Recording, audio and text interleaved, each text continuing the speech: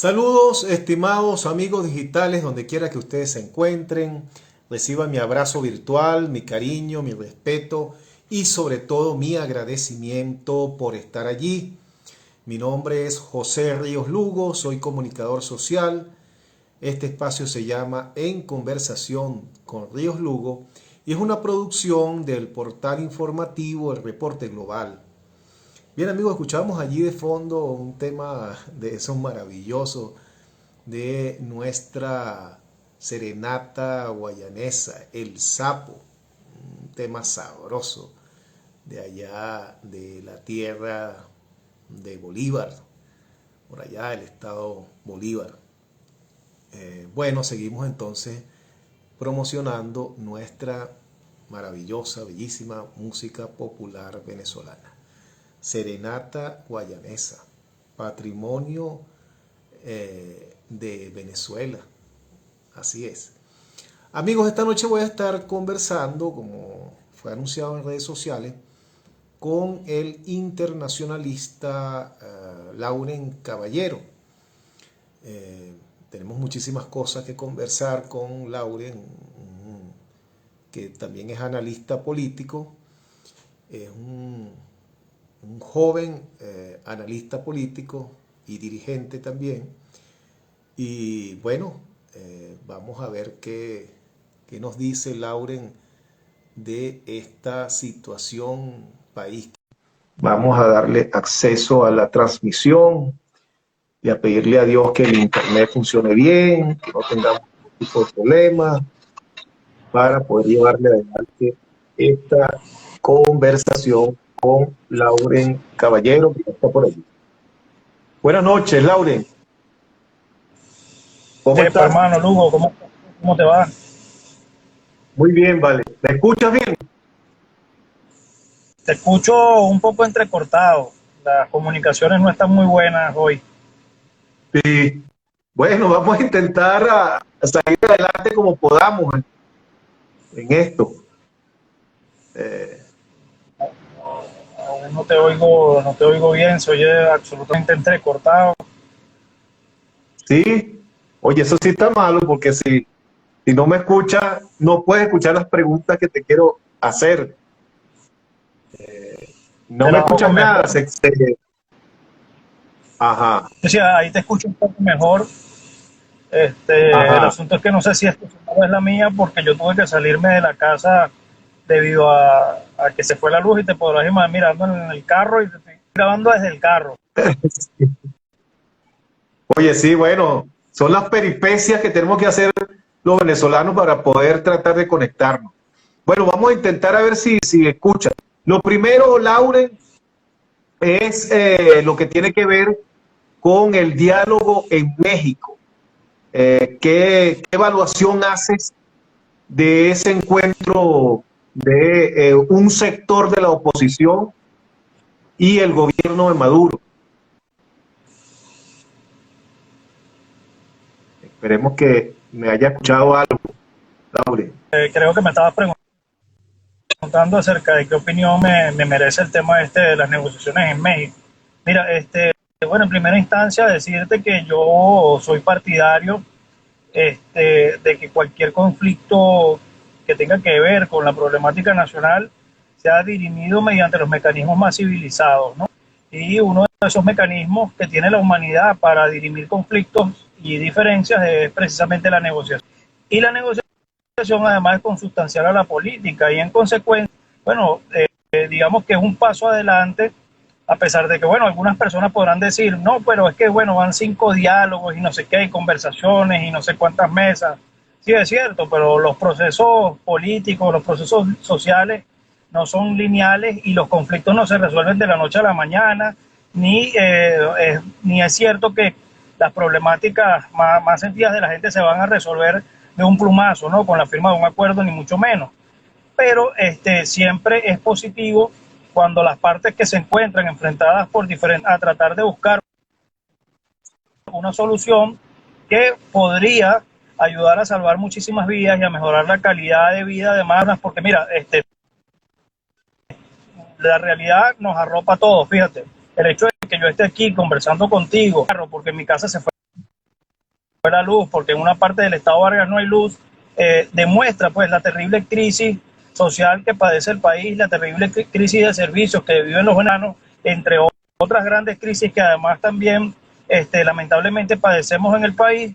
Y la única manera de tratar de buscar una solución medianamente racional a esta situación, pues es sentando a las partes que tienen la capacidad de tomar decisiones con respecto a estos problemas y con respecto a la agenda política. Ahora, ¿qué estoy viendo yo que está ocurriendo en este escenario? Pues que está hiperpolitizada esa agenda mexicana, que allí faltan actores de la sociedad civil, que allí faltan actores sociales y que incluso faltan actores políticos, pero lo más relevante de todo este asunto es que la agenda es una agenda que parece estar circunscrita exclusivamente a los intereses de los factores políticos que están reunidos allí y que en la misma no se incluyen temas de importancia nacional que tienen que ver con las necesidades de la gente, de los ciudadanos, que al final del camino son la razón de ser de la política.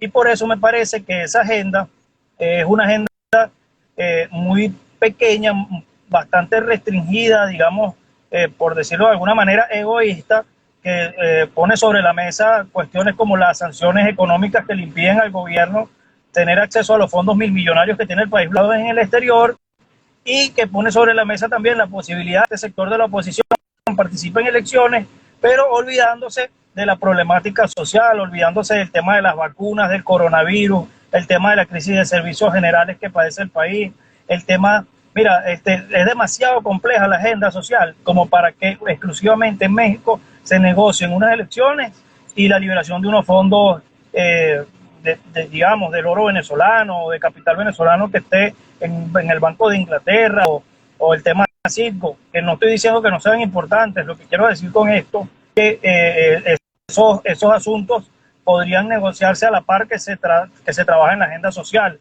y no se está haciendo. Por ejemplo, una gran negociación en torno al tema de servicios podría incluir la recuperación de ciertos, restablecer el servicio de energía eléctrica en el país, que es catastrófico, como estamos viendo, o el servicio de agua potable, que también es una tragedia, y eso no parece que sea lo que está sobre la mesa. Entonces siguen distantes del pueblo y sus necesidades la dirigencia política, o por lo menos esa dirigencia política que está allí. Mira, sí, pareciera que aún no se entiende que la política o la razón de ser de la política es el ser humano, ¿no? Y en consecuencia, pues están allí con sus agendas que no parecen reflejar los intereses de la gente, y por eso también la desafección que existe de parte de la mayoría de la población con relación a estos diálogos y a gestión, porque es que la gente allí no se ve representada, la gente allí no se ve reflejada y la gente no sabe cómo una conversación de ese tipo puede servir para resolver los problemas del país. Entonces esto es así porque la dirigencia política, y en particular la dirigencia política de la oposición, no ha sido lo suficientemente clara y sincera con el país. La verdad es que esta dirigencia se ha dedicado en gran medida a contribuir a esa visión que se tiene sobre la negociación y sobre el diálogo y sobre los acuerdos, construyendo pues una matriz de opinión absolutamente negativa en torno a estos mecanismos políticos de resolución de conflictos o para... ¿Quién doblegó a quién? ¿Quién obligó a quién a sentarse? ¿Quién ganó para que se diera lo de México? ¿Quién es el ganador allí? ¿El G4 que está allá o el gobierno? Mira, yo no sé si sea correcto plantearlo en esos términos, ¿no? Ahora, lo que yo es que el gobierno de Nicolás Maduro puede obtener una cierta ventaja en esta mesa de negociaciones, habida cuenta de que, bueno, la en este momento, que forma parte de otra gran oposición, está absolutamente debilitada porque las filas opositoras están fragmentadas.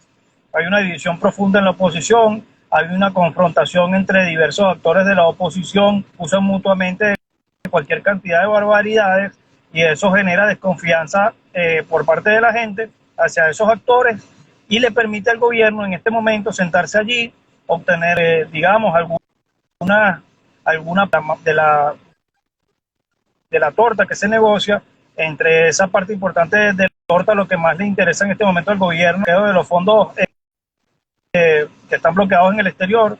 Estamos hablando de miles de millones de dólares venezolanos que están en este momento congelados y que deben ser utilizados por el gobierno debido a las medidas restrictivas impuestas por el gobierno de Estados Unidos, y eso es lo que en primera instancia le interesa al gobierno y es lo que podría además lograr el gobierno si llega a un acuerdo con la oposición que está intentando pues lograr allí un acuerdo también para que en el país se lleven a cabo comicios con ciertas garantías democráticas. Ahora, incluso en una situación donde el gobierno acepte participar en unas elecciones con observación internacional calificada, en condiciones competitivas en general, pues el gobierno podría también obtener una parte importante de las gobernaciones, de las alcaldías, de los consejos municipales y los consejos legislativos, porque la oposición misma está fragmentada y dividida en 1000 pedazos y confrontada. Así que el gobierno en este momento tiene una gran ventaja sobre la oposición. El gobierno está cohesionado. Cuando se siente en una situación de minusvalía se cohesiona aún más y tiene la habilidad de, con una elección medianamente competitiva o competitiva, abiertamente competitiva, obtener algo de legitimidad y bueno, el desbloqueo de los fondos. Así que la ventaja era tener el gobierno de Nicolás Maduro, sin duda. Entonces, fíjate, podemos llamar que México es el paredón de fusilamiento de eso que llaman el interinato, o es más bien un autosuicidio, en palabras de Maduro, de ese interinato, de ese amigo imaginario de Guaidó que llaman interinato. Mira, no, yo creo que esa figura del gobierno interino desde hace rato perdió vigencia. Ellos mismos al sentarse en una mesa de negociaciones así, de esta manera como lo hicieron, pero además es obvio que hay unas negociaciones tras bastidores que no se están realizando con el conocimiento de la opinión pública. Si no fuese así, no hubiera sido posible llegar a México y muy probablemente no sería posible llegar a septiembre. Eso demuestra que efectivamente la oposición reconoce, me refiero particularmente a esa oposición que gravitó en su momento en torno a Guaidó, reconoce que el gobierno en este momento en Venezuela lo ejerce Nicolás Maduro y el entorno de Nicolás Maduro, y que ellos son oposición y que van a participar en las próximas elecciones como oposición y no como gobierno interino, ni mucho menos. Así que bueno, yo creo que esa figura caducó desde hace ya algún tiempo y no tiene mayor relevancia. Fíjate, la semana pasada Mike Pence señaló bueno, que si estas negociaciones no se llegaban a cosas concretas de envergadura, la comunidad internacional simplemente iba a terminar por hartarse de esta situación y bueno, iba a tirar la toalla con relación a Venezuela. ¿Cómo observas tú qué pueda pasar en la comunidad internacional y cuál es la actitud que ves que se ve ahora en esa comunidad internacional respecto a Venezuela? Mira, yo creo que para quienes han enviado las relaciones internacionales, digamos a nivel académico, no cabe la menor duda de que lo importante para que Venezuela pueda tener la posibilidad de abrir las puertas al siglo XXI es que los venezolanos mismos tomen en sus manos la agenda política y resuelvan su conflicto entre ellos, es decir, entre nosotros. Es cierto que una comunidad internacional, que es un ente tan difuso, pueda tomar o asumir pues la responsabilidad que nos corresponde a nosotros los venezolanos asumir para resolver el conflicto local. Eso que nos vendieron desde algunos sectores de la política venezolana, de que iban a venir a salvarnos, de que los estadounidenses iban a enviar tropas, de que la OEA iba a llevar, no sé, el Tratado Interamericano de Asistencia Recíproca y se iba a conformar una coalición militar internacional, salvarnos y para liberarnos. Eso no, eso fue una estafa política, fue una mentira, fue un engaño y le hizo mucho daño también a la organización política de base de la Fuerza. Entonces, la comunidad internacional en este tipo de conflicto mediador, un papel subsidiario que en cierto modo es de carácter diplomático, de carácter político, pero difícilmente será desde afuera que nos traerán la solución a los problemas que padecemos actualmente como país. ¿Y podría entonces la comunidad internacional cansarse de esta situación y bueno, y prácticamente dejar sola a Venezuela que resuelva sus problemas, visto todo lo que ha pasado? Mira, no, allí cabe destacar que los actores internacionales, que en principal medida son los actores principales de las relaciones internacionales, perdón, en principal medida son los estados, tienen propios intereses y en la medida que esos intereses tengan que ver de alguna manera con el conflicto venezolano, pues allí se involucrarán diversos estados, diversos gobiernos.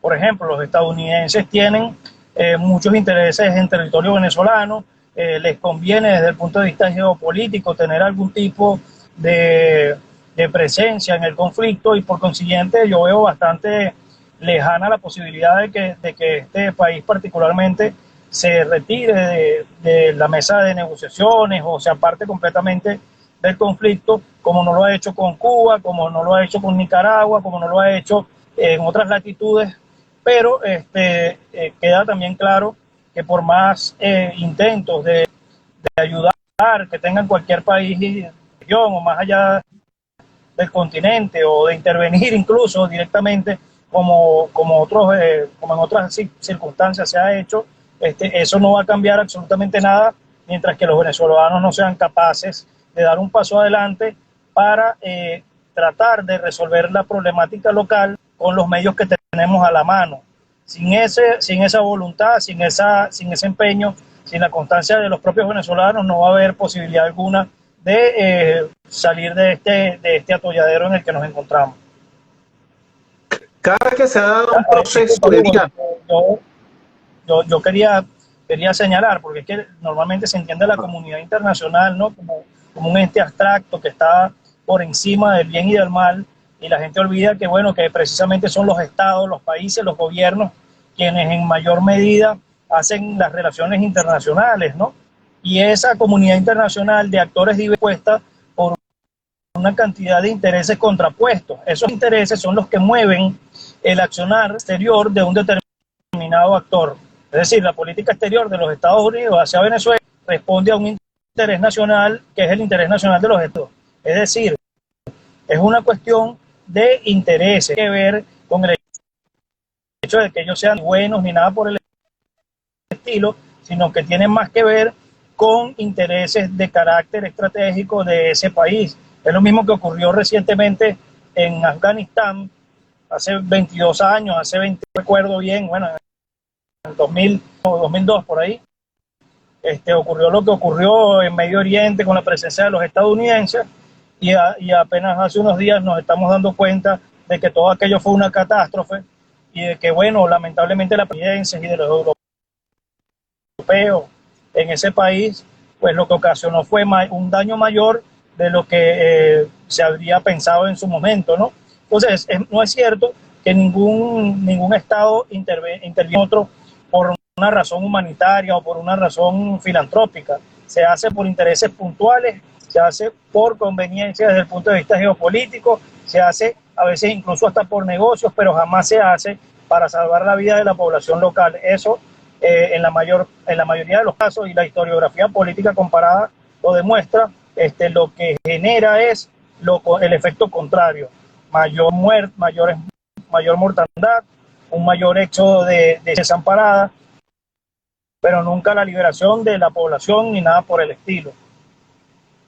Sí, bueno, habría que ser bien ingenuo para pensar y para creer que los Estados Unidos van a gastar la cantidad de miles de millones de dólares que implicó esta intervención en específico de Afganistán y la muerte de más de 1.500 soldados estadounidenses simplemente por solidaridad. O sea, habría que ser bien ingenuo de verdad para creer eso. Y hay gente en este país, en Venezuela, que parece que es muy ingenua y cree que es que los Estados Unidos, bueno, es una especie de Madre Teresa de Calcuta que anda por allí brindándole la mano a todo el que puede a cambio de nada. Eso hay gente que parece que se cree eso. Pero volviendo al tema nacional, ¿qué no deberíamos esperar de México? ¿Qué no se debe esperar de ese proceso de conversaciones en México? Mira, lo primero que no debemos esperar es una solución milagrosa a la crisis política venezolana. Eso no va a pasar en México, ninguna mesa de negociación, ni siquiera habrá jamás en Venezuela, ni en ningún conflicto político, una solución negociada final. Eso no existe, eso es un tema, digamos, de la fantasía, pero no tiene nada que ver con la realidad. La verdad es que la realidad política son continuos de una diversidad de cuestiones que en gran medida también tienen que ver con el interés político de los actores y con la voluntad política de quienes participan de la agenda, pero no va a haber allí una resolución mágica a los problemas del país, ni es cierto que después de septiembre vamos a tener una mejor democracia ni nada por el estilo. Lo que tenemos es que prepararnos para trabajar en base a la realidad que se en su momento.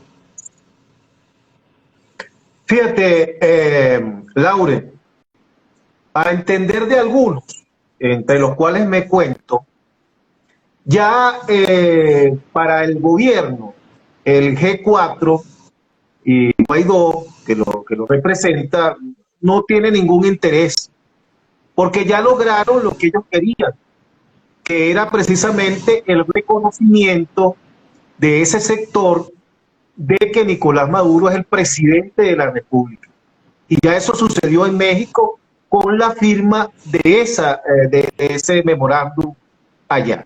De hecho, aparece allí en el memorándum la República Bolivariana de Venezuela, por una parte, y por la otra parte, la plataforma unitaria.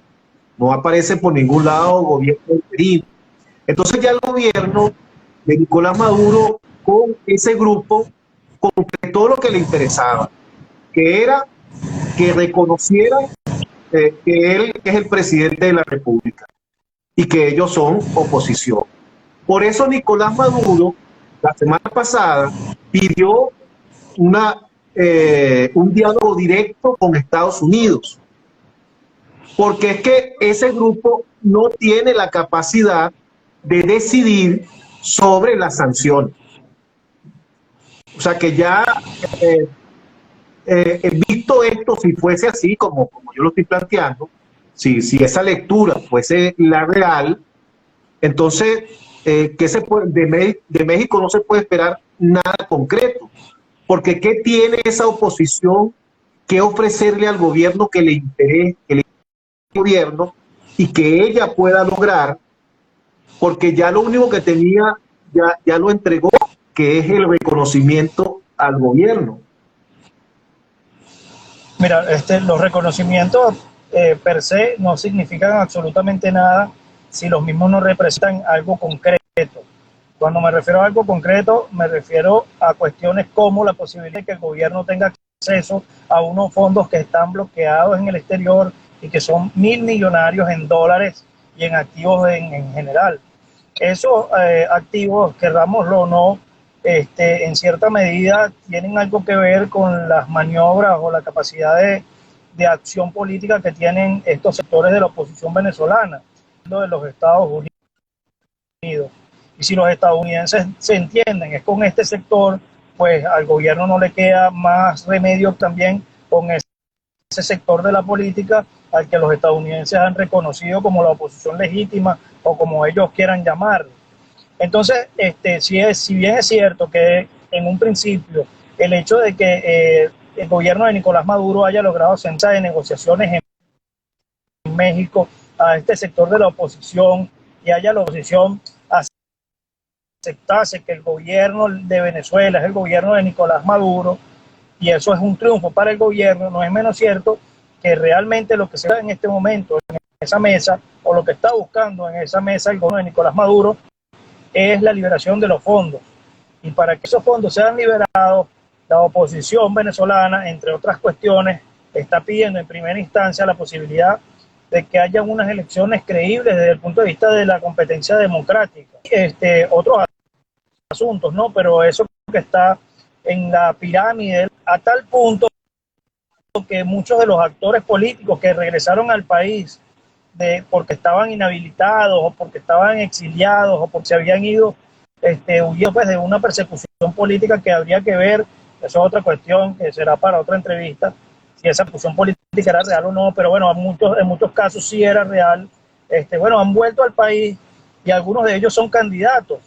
Hace unas horas apenas la rectora Tania salió advirtiendo de la imposibilidad de que quienes están inhabilitados participen de las próximas elecciones.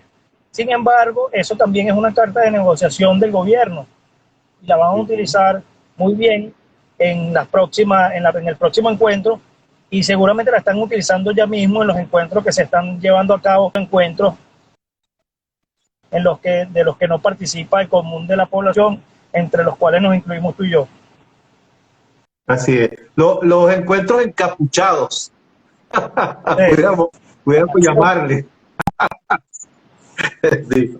Pero fíjate, y en toda esta dinámica política de estas últimas semanas, ¿cómo queda el sector que empezó a negociar con el gobierno, a dialogar con el gobierno en el 2019 con la Mesa de Diálogo Nacional, la llamada Mesita, que ahora ha conformado lo que se llama la Alianza Democrática? ¿Cómo queda ese sector en todo esto? Mira, no, este sector sigue haciendo su política en torno a una agenda electoral. Ellos tienen su propia dinámica.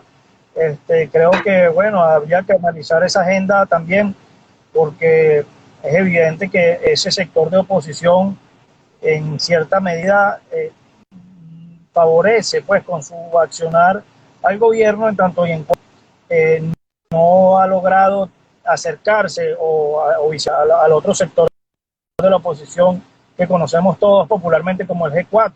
Esa fragmentación entre estos dos bloques genera una debilidad significativa en el poder de la oposición en general y hace imposible, que era lo que te decía hace rato, que la oposición logre avanzar en el terreno real, en el terreno democrático, habida cuenta que, bueno, desmotiva al electorado y fortalece a la base de apoyo del régimen, ya que, bueno, hablando, si tú fragmentas, digamos, la fuerza que tienes, la divides en 1000 pedazos, cuando te enfrentas a un enemigo que puede ser minoritario, pues lo que va a pasar es que así ustedes sean más, ¿ves? La oposición tiene una ventaja contra el gobierno de 5 contra 2, pero si esos 5 van cada uno por su lado, se convierten cada uno de ellos en una minoría de 1, y el gobierno siendo 2 es más que 5 en una situación esa, y es lo que pasa actualmente con la oposición, y por eso el gobierno en el terreno electoral, incluso con condiciones democráticas, es más fuerte que una oposición dividida. Un gobierno minoritario es más poderoso que una oposición dividida aquí en cualquier parte del mundo. Claro, pero estamos eso de la unidad, que para mí yo no me gusta ni siquiera utilizar esa palabra. Yo prefiero hablar de consensos en vez de unidad, porque así ha sido prostituida esa palabra de unidad, y algunos creen que la unidad es tomarnos todos de la mano y jurarnos amor eterno. Algunos creen que eso es la unidad, y en política no, la unidad es en función a objetivos concretos, a propósito, ¿no? Pero no es un chantaje también esto de la unidad, porque por ejemplo, yo no soy político, ni militante, ni nada de eso, soy comunicador social, pero si yo fuese militante de un partido democrático, que cree en la democracia, que cree en las vías democráticas, o sea, que tengo yo que estar uniéndome con, por ejemplo, María Corina Machado, que no cree en la democracia, que todo el día llama a golpe de Estado, a invasión extranjera, porque y que termina siendo tan autoritario en el fondo como el gobierno. ¿Qué tengo yo que me relaciona a mí con ese sector? Entonces, ¿qué unidad puede haber allí? Mira, bueno, sin duda la diversidad de los actores complejiza, ¿no? La posibilidad de un acercamiento y de un encuentro. Y ese acercamiento se hace en base a, a consideraciones personales. Es muy improbable que se logre algún avance. Yo lo que pienso es en la medida en que se logre construir un proyecto alternativo lo suficientemente atractivo, lo suficientemente creíble, lo suficientemente sólido como para hacer que una gran parte de los actores graviten en torno al mismo, pues en esa misma medida se podrá construir una unidad en torno a un propósito, en torno a un proyecto de país, en torno a un proyecto nacional. Ahora, si la unidad se pretende construir en torno a una persona, un grupo de personas, pues estamos muy mal. Allí no existe una unidad real, sino que lo que existe es una ferviente emoción creada, caudillo, un grupo de personas que posiblemente se parezcan más a un grupo de rock que a políticos. Y eso fue exactamente Chávez. Chávez era un tipo que tenía un carisma avasallante, que era una personalidad excesivamente atractiva desde el punto del discurso y de su capacidad para convencer a las masas populares, pero que en sí no representó en un momento determinado un proyecto real de país, de avance desde el punto de vista del desarrollo nacional, ni mucho menos, y por eso a la muerte de Chávez no solamente se derrumba prácticamente toda la base de apoyo, sino que también se destapan las pasiones, se desatan las pasiones, y uno ha visto cómo el chavismo de la izquierda radical a una especie de derecha neoliberal, ¿no? Con políticas absolutamente descabelladas, que no tenían nada que ver con lo que planteaba la izquierda aquella un poco trasnochada que apoyó a Chávez en su momento.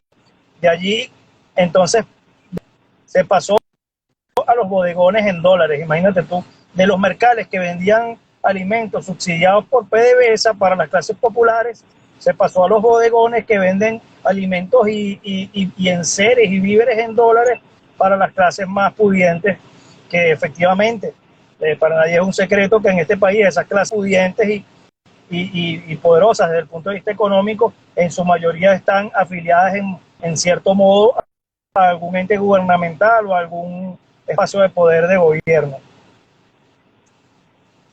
Así es.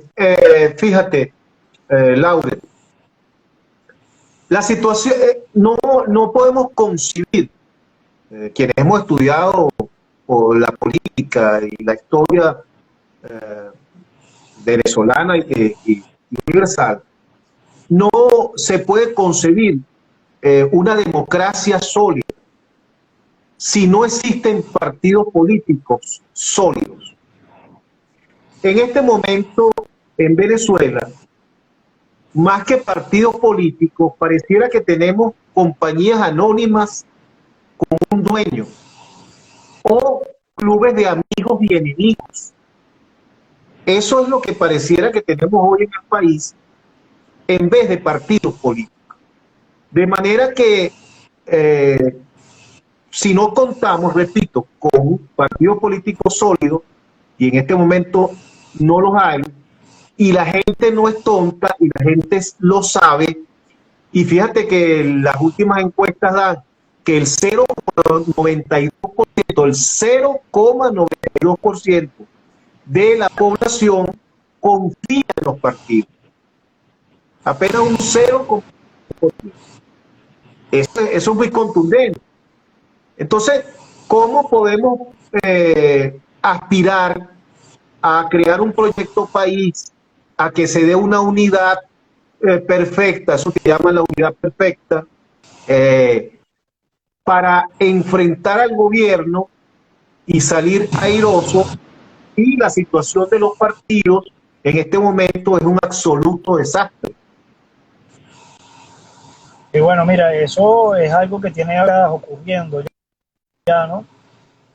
Un famoso profesor de la Universidad Central de Venezuela, que falleció hace poco, por cierto, de nombre Juan Carlos Rey, tiene un estudio interesantísimo sobre la decadencia del partido político, de los partidos políticos en Venezuela, y él habla, bueno, de algunos factores que llevaron a esa situación que bueno, actualmente es, digamos, el acabose, ¿no?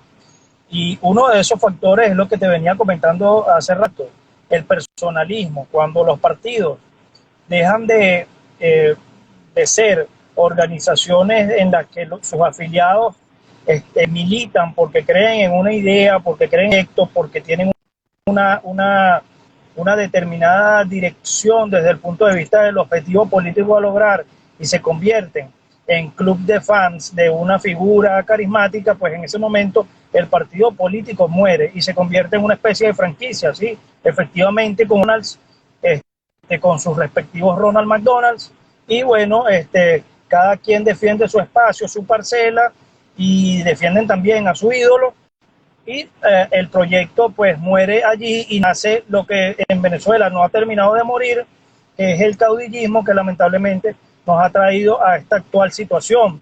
No fue el caso, fíjate, de Acción Democrática en sus inicios. Cuando Betancourt funda Acción Democrática en el 41, se propone pues crear el partido político moderno, se propone a modernizar pues esa institución en Venezuela. Recordemos que los partidos políticos, el liberal y el conservador, eran prácticamente lo mismo, personalistas, precisamente por el poder. A la muerte de Gómez, pues eso empieza a cambiar, y cambia definitivamente con la aparición de Acción Democrática en la escena política de Betancourt como presidente de Venezuela.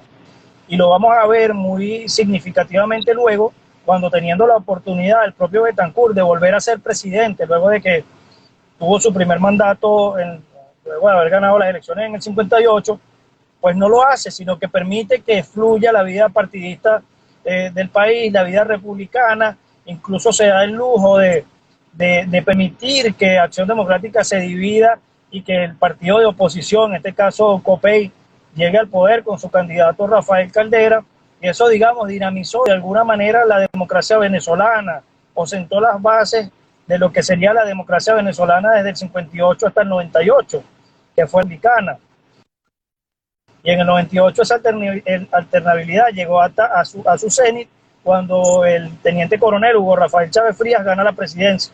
Eso es un gran ejemplo de un país que venía construyendo un modelo republicano y democrático con bastante solidez. Ahora, ¿en qué falló el modelo? Podríamos preguntarnos por qué llega el presidente Chávez al poder. Si eso fue así, ¿por qué no siguieron en el poder Copellano y Acción Democratista? Bueno, por varias razones, entre ellas es que se olvidaron de la agenda social, dejaron de lado los problemas de la gente y se ensimismaron en la política, ensuciaron la política con actos de corrupción, digamos, inenarrables, y eso nos trajo a la actual situación donde lo que nos queda de aquellos partidos es, digamos, lo que nunca debieron haber sido esos partidos, ni ningún partido venezolano, partidos de caudillos, partidos de personalidades, pero no partidos con proyectos.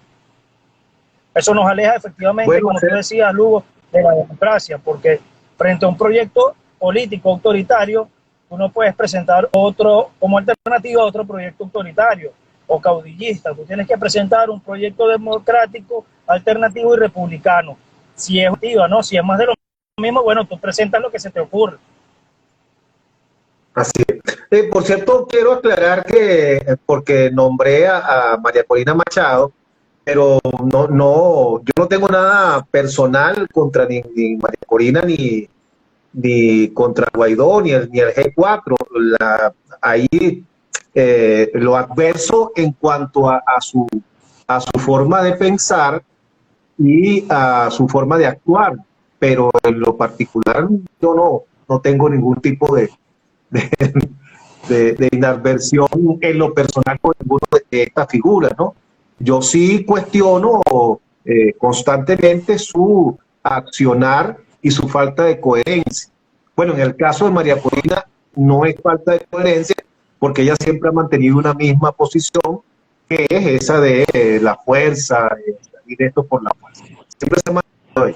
Pero en el caso de los otros no hay coherencia entre lo que se dice y lo que se hace. Pero bueno, sé harina de otro costal, pero quería aclararlo porque entonces pues dicen que no, este señor odia a María Corina o este señor odia a Guaidó. No, yo no odio a nadie. Estamos hablando siempre en términos políticos. Bueno, fíjate, eh, Laure, vamos ahora al terreno electoral, lo que está pasando ahorita en materia electoral. Ahí, el domingo que viene cierra ya el proceso de inscripción de candidatos a los cargos a elegir. Y todavía, bueno, ya la gente de la Alianza Democrática presentó sus candidatos de consenso, ¿no? A nivel nacional. Entonces, en ese sentido, yo creo que hay que reconocer que, bueno, se hizo un esfuerzo, porque estamos hablando ahí de 27 partidos, pequeños, grandes, como sea, pero son 27 organizaciones que lograron, o más, que lograron ponerse de acuerdo, y eso, bueno, siempre es positivo, ¿no? Y presentaron sus nombres. Pero en el caso del G4, todavía están deshojando la margarita y no se sabe a esta altura si van a participar o no van a participar. Sin embargo, tienen candidatos en todo el país que pareciera que estos candidatos, bueno, pareciera no, hay que decirlo, estos candidatos están trabajando no para ganar los respectivos cargos y ganarle al gobierno, sino para impedir que los sectores diferentes de oposición diferentes a ellos puedan repetir o ganar una determinada alcaldía o gobernación. Los casos específicos, el de Lara, el de Henry Pacón, que todas las encuestas lo favorecen y pareciera que es el candidato que tiene la mayor chance allí, pero entonces está el señor Florido, está Bella, están haciendo campaña en contra, en vez de ser en contra de los que están gobernando en este momento, están haciendo campaña en contra de otro candidato de oposición como lo es Henry Falcón. Lo mismo estamos viendo en el Táchira, pero de una manera descarada, hasta lo dicen, ¿no? Lo dicen abiertamente, no, aquí hay que evitar que repita Lady Gómez. Lady Gómez, bueno, se ha bajado allí, yo no vivo en el Táchira, no puedo decir con propiedad si es un buen o mal gobierno, pero lo que uno percibe y lo que uno conversa con mucha gente del Táchira, yo conozco muchísima gente del Táchira, bueno, en líneas generales la evaluación de ese gobierno del Táchira es positiva. Entonces, la lógica nos dice que debería apoyarse a esa opositora para que se mantenga en la gobernación, pero eso no es lo que está pasando. Está pasando todo lo contrario. Entonces, bueno, si nos vamos a lo real, a la situación de hoy, no sabemos si el G4 va a participar o no. ¿Qué tan importante a la larga puede ser esto para el proceso del 21? Mira, los actores políticos del G4 que están allí como que prevenidos al bate, como que cazando güeyes, diríamos nosotros cuando jugábamos béisbol. Bueno, están esperando el permiso, la autorización para participar allí, y esa autorización, bueno, tiene que ver mucho con las negociaciones que actualmente se están dando tras bastidores, decíamos hace rato el tema de México, pero bueno, dependiendo de lo que se acuerde allí, se participarán o no. Y no tiene mucho que ver, esto sí lo digo con total propiedad, no tiene mucho que ver con la posibilidad de que se brinden condiciones democráticas ni nada por el estilo, sino con un permiso. Si les dan permiso, participan. Si les dicen que no tienen el permiso, se retiran. Y no solamente se van a retirar, sino que van a dedicar gran cantidad de recursos, gran cantidad de tiempo en tratar de destruir, desde el punto de vista de la moral, desde el punto de vista de la imagen, a aquellos compañeros de la misma oposición que participan. Lamentable, porque lo que nos hace es ver a nosotros, quienes militamos en las filas de la democracia, nos hace ver como unos completos tontos, como unos idiotas realmente, nos hace ver esa actitud poco tolerante y anti de compañeros de la propia oposición que utilizan, bueno, hasta mucho dinero pues para ensuciar la imagen de otros actores. Es catastrófico. Eso es algo que, bueno, debería ya profundamente a la reflexión. El año 2017 se perdió ese estado porque algunos actores de la propia oposición, entre ellos Luis Florido, se fueron al estado Lara a hacer campaña contra Henry, a llamarlo colaboracionista y cualquier cantidad de epítetos que le abrieron el camino a la señora Carmen Meléndez, que ha sido la peor gobernadora que ha tenido ese estado en toda su historia como entidad federal, como si no hubiera sido poco todo el desastre que generó en Lara, pues abandonó el barco a mitad del camino y dejó a Lara sola de un heredero político del propio PSUV para irse a ejercer las veces de ministra de Maduro. Eso es algo aberrante.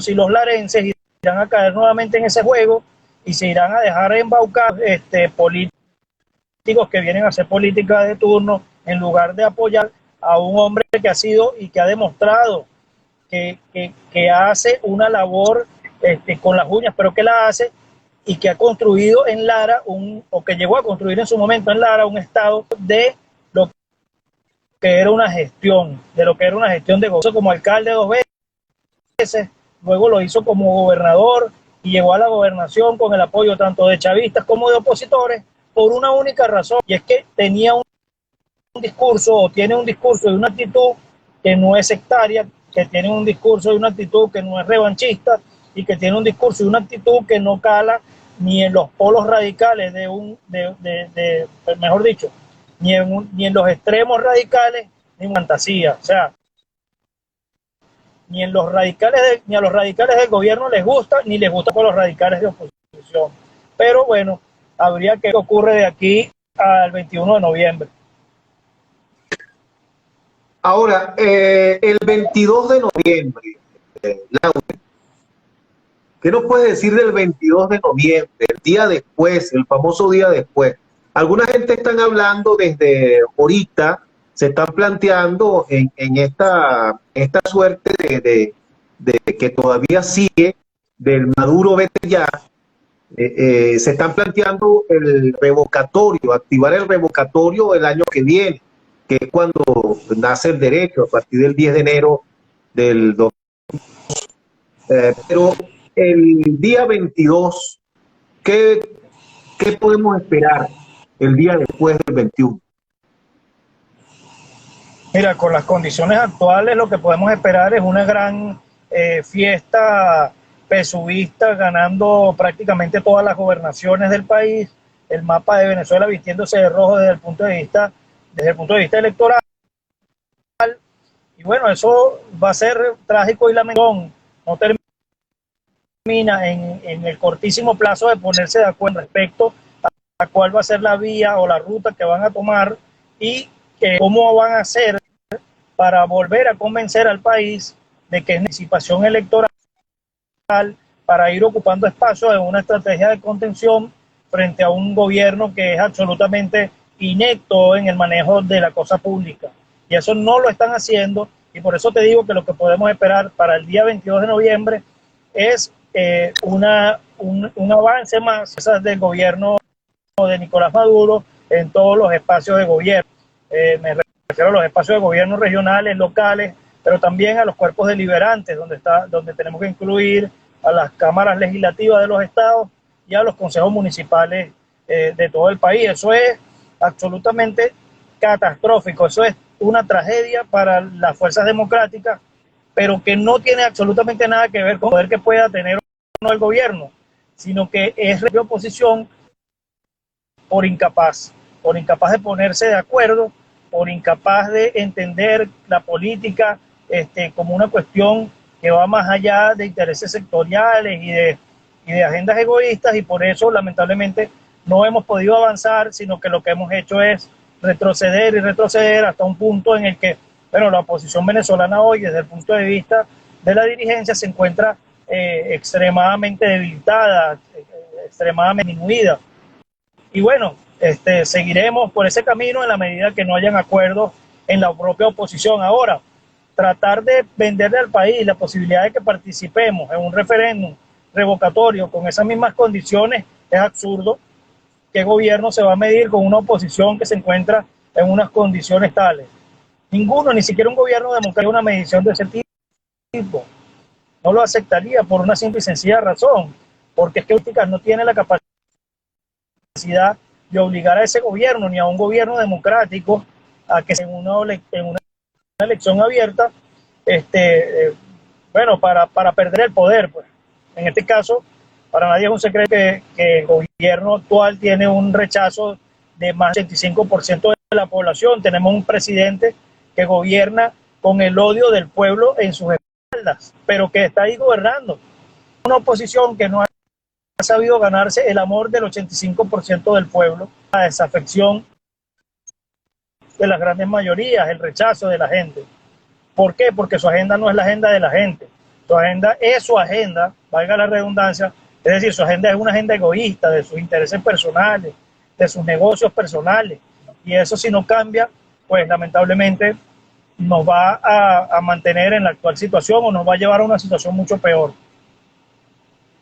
Sí, fíjate una cosa, Lauren, para volver a lo de las negociaciones, la oposición había pedido, en principio no está en el documento, evidentemente, eso es, porque vamos a estar claros, y tú lo has dicho, para llegar a México hubo muchas conversaciones aquí encapuchados, y las hay en este momento encapuchados también, hasta que se vuelvan a poner a la luz pública en México ahorita el mes que viene. Fíjate, al principio se había dicho, por un lado, que iban a exigir el adelanto de elecciones presidenciales y el adelanto de elecciones a la Asamblea Nacional, y no iban a reconocer estas que se hicieron en el 2018 y estas que se hicieron en el 2020. Eso, bueno, desapareció el discurso, ¿no? Pero por allí se dice que el gobierno tiene que entregar algo, si quiere que se flexibilicen las sanciones, y hacer un adelanto de elecciones de la Asamblea Nacional. Eso tú lo ves viable, es posible, el gobierno estaría dispuesto a llegar hasta allí. Evidentemente, en el tema de presidenciales, yo estoy seguro que el gobierno no va a ni siquiera considerar esa posibilidad. Pero en cuanto al adelanto de elecciones de la Asamblea Nacional que corresponderían al 2026 o al 2025, eso es posible, que el gobierno ceda en eso. Lo veo complicado, lo veo difícil. Me parece que la actual Asamblea Nacional representa un triunfo importante para el gobierno de Nicolás Maduro, y creo que la propia base de apoyo de ese gobierno no estaría muy contenta con una negociación que involucre la actual Asamblea Nacional. Recordemos que en el discurso oficial se considera a aquellos actores que participaron de la Asamblea Nacional anterior como unos traidores a la patria, y de aceptarse una negociación, un acuerdo en esta negociación que involucre la posibilidad de ir a unas elecciones para escoger de nuevo a estos actores que acaban de salir, para el gobierno pareciera ser inaceptable. Habría que estudiar también cuáles serían... Pero inaceptable, pero inaceptable era lo del dólar, y lo tenemos. O sea, la política es dinámica. Lo del Sí, claro, dólar por eso era te digo que inaceptable.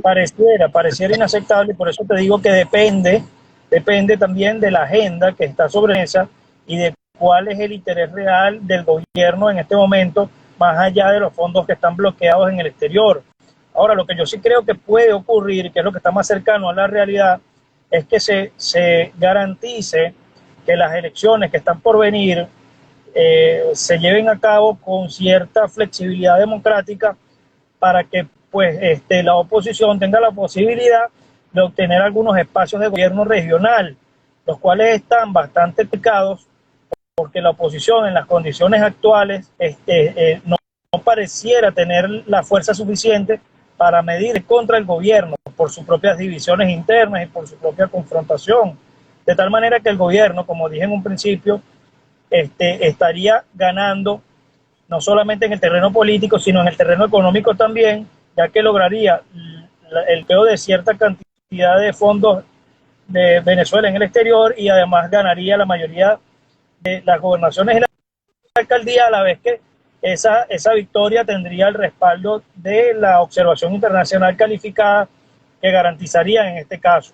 Eso creo que es lo que está realmente sobre la mesa en este momento.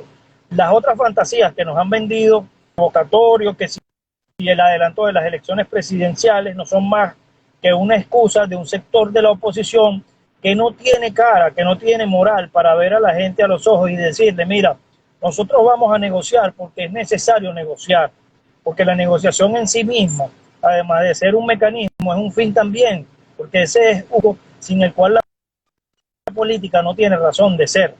Eso no lo pueden hacer estos sectores porque le dijeron al país que la negociación era un acto de traición, la negociación era un acto de rendición. Y entonces tienen que inventarse estas mentiras. La mentira del adelanto de las elecciones presidenciales, la mentira de que está reconociendo a Maduro, sino que Maduro reconoce a Guaidó y cualquier cantidad de mentiras que al final del camino, bueno, las hay un pelo de tonta y se terminan dando cuenta de que lo que se está jugando con los sueños de la familia venezolana. Así es. Bueno, ya llegamos prácticamente al final del programa, nos quedan unos pocos minuticos y quería preguntarte ya, ¿tú crees, Lauren, que según cómo vaya dándose la situación de la dinámica política en el país y que ella aún mantenga esta situación con la oposición de desastre en que está, que la oposición en poco tiempo no logre superar su propia miseria, por llamarlo de alguna manera, Nicolás Maduro pudiera remontar y pudiera llegar a ganar un significativo respaldo en los próximos años, de aquí al 2024, pudiera remontar en la ciudadanía, en el pueblo. Mira, pareciera que no, pero como tú mismo dijiste hace rato, la política es una cuestión muy dinámica y hay asuntos o cuestiones sobrevenidas que cambian el panorama de la noche a la mañana. Así que bueno, hacer una predicción acerca de lo que va a pasar el año que viene, viéndolo en la realidad actual, no parece ser lo más responsable, ¿no? Entonces yo no me atrevo a hacer ese tipo de predicciones, pero por lo que podemos ver del comportamiento actual de la oposición, no se avisora un escenario positivo desde el punto de vista de la democratización y la estabilización económica del país, ni mucho menos. Esto me atrevo a decirlo porque en ninguna de las conversaciones que parecen estar llevando a cabo en este momento se encuentra sobre la mesa la agenda social. Esa agenda social que incluye el tema de los servicios, esa agenda social que incluye el tema de la transformación económica del país, esa agenda social que incluye el tema de la salud, de la atención de la pandemia por coronavirus, de la vacunación, nada de eso. Y por consiguiente, yo creo que lamentablemente el año que viene vamos a seguir todavía mirándonos el ombligo y lamentándonos de nuestra terrible situación como país. Ojalá esté equivocado yo. Te hacía esta pregunta porque las encuestas, yo las estudio muy bien todas las encuestas que me llegan las estudio. Y hay cosas que la gente, no sé si por interés o porque no le presta atención, pero hay cosas interesantes. Hace algunos meses el rechazo del gobierno hacia Nicolás Maduro era mayor que el rechazo a los líderes de oposición. Hoy día es al revés. Hoy día tiene más rechazo en la ciudadanía de todos los líderes de oposición que Nicolás Maduro. Entonces esto implica que de alguna manera Nicolás Maduro bueno, no ha seguido cayendo, vamos a decirlo de esa manera. No es que ha aumentado su popularidad, pero no ha continuado en caída, a pesar de todo lo que estamos viviendo. Y eso, bueno, eso es interesante seguirlo viendo en el tiempo, porque va a depender, por ejemplo, si Nicolás Maduro logra traer todas las vacunas y vacunar este año por lo menos al 70% de la población, evidentemente se va a dar un triunfo. Si logra en materia económica ir emparejando algunas cosas, aunque es muy complicado, sobre todo a nivel de inflación, porque no tienen las políticas acertadas, pudiera también, bueno, tener allí algún respiro. Pero bueno, yo creo que no debería descartarse en todo caso, ¿no? Porque la dinámica de la política así no lo muestra. Lauren, oye, quería de verdad agradecerte de corazón tu esfuerzo por estar en el programa, no para conmigo, sino para los seguidores del programa, no solamente en vivo, sino todos los que nos ven una vez que queda grabado en las diferentes redes sociales. Quería agradecerte porque, bueno, la zona donde vives no hay luz, tuviste que hacer mil peripecias para poder cumplir con la entrevista y yo quiero de verdad agradecértelo enormemente en nombre de la gente que sigue la audiencia del programa. Para eso estamos. Y bueno, gracias por la invitación, hermano, y estamos a la orden para cualquier entrevista de esta que tenemos por costumbre realizar de vez en cuando. Así es, Lauren, encantado de conversar contigo, de verdad, un joven analista político que siempre está ahí con agudos análisis de lo que estamos viviendo. Muchas gracias y muchas gracias a los que nos siguieron y nos van a ver grabados ya en las redes. Feliz noche para todos.